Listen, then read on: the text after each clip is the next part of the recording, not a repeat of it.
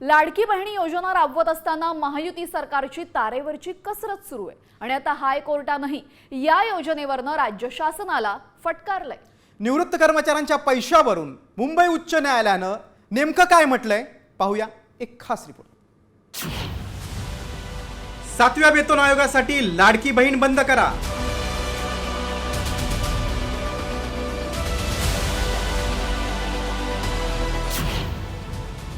हायकोर्टानं राज्य सरकारला फटकारलं।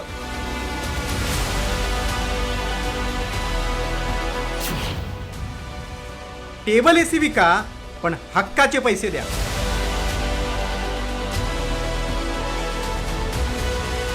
लाडकी बहीण योजनेवरून मुंबई उच्च न्यायालयानं राज्य सरकारला फटकारलंय।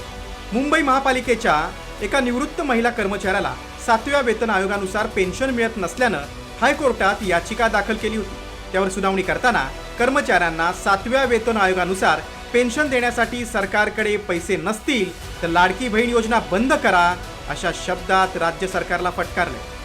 कोर्टानं नेमकं काय म्हटलं आपण पाहूया। महापालिकेच्या अतिरिक्त आयुक्तांना 7व्या वेतन आयोगानुसार वेतन मिळतं ना, त्यासाठी राज्य सरकारकडून पैसे येतात। फक्त शिक्षक आणि शिक्षकेतर कर्मचाऱ्यांसाठी पैसे नाहीत। महापालिका कार्यालयातील टेबल एसी विका पण कर्मचाऱ्यांना त्यांच्या हक्काचे पैसे द्या। पेन्शन आणि अन्य लाभ देण्यासाठी सरकारकडे पैसे नसतील तर लाडकी बहीण योजना बंद करा अशा शब्दात मुंबई उच्च न्यायालयानं सरकारला फटकारले। खरं खूप हास्यास्पद आहे। आम्ही अनेक वेळा त्याचा उल्लेखही केला।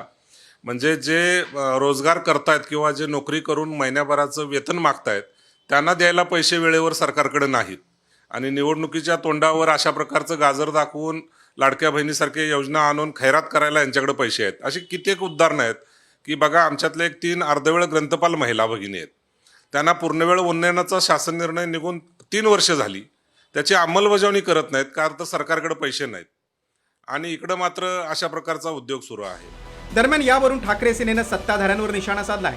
भाजप कोर्टालाही जुमानत नाही अशी टीका केली। मी पण त्यांना पत्र दिलेलं की त्यांचं वेतन ग्रॅज्युटी त्याप्रमाणे त्यांना नको नको त्या कामात गुंतवणं असले काही प्रकार करू नका म्हणून।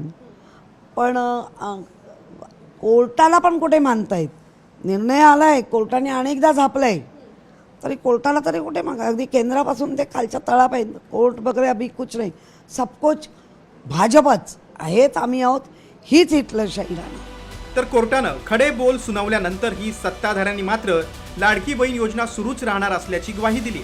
ही योजना बंद होणार नाही अशी सुतोवाच अनेक वेळा मुख्यमंत्र्यांनी दोन्ही उपमुख्यमंत्र्यांनी केलेलं आहे। त्यामुळे मुंबई महापालिकेनं त्यांच्या शिक्षकांच्या बाबतीतला जो काही चर्चा किंवा हायकोर्टामध्ये काही विषय जो होता तो त्यांनी लवकरात लवकर त्यावर पूर्णविराम करावा किंवा ते मार्ग काढावा असं मी राज्याचा मंत्री म्हणून त्यांना निश्चितपणे सांगतो। 2026-27 या आर्थिक वर्षासाठी सरकारनं मुख्यमंत्री लाडकी बहीण योजनेसाठी 26,500 कोटींची तरतूद केली। गेल्या वर्षी हीच रक्कम 36,000 कोटी होती।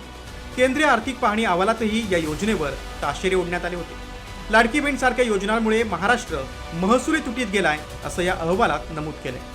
दुसरीकडे अर्जाच्या पडताळणीत 71 लाख लाभार्थी अपात्र असल्याचं धक्कादायक वास्तव समोर आले। या अपात्र लाडकींकडून 21,000 कोटींची लूट झाली। त्यांनी 20 महिने सरकारचे पैसे लाटले। आता हायकोर्टानंही फटकारल्यानंतर सरकार या योजनेबाबत आखडता हात घेणार का, याकडे सगळ्यांचं लक्ष आहे। ब्युरो रिपोर्ट, साम टीव्ही, मुंबई।